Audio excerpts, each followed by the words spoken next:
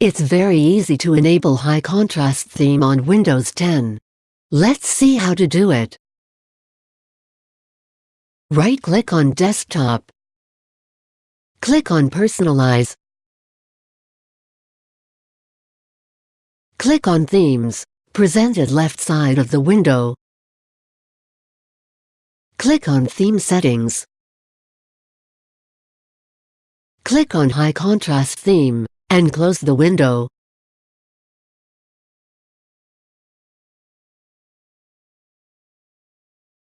Now, High Contrast Theme is enabled.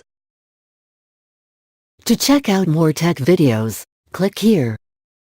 To subscribe GuruAid channel, click here. For instant tech support, call GuruAid toll-free numbers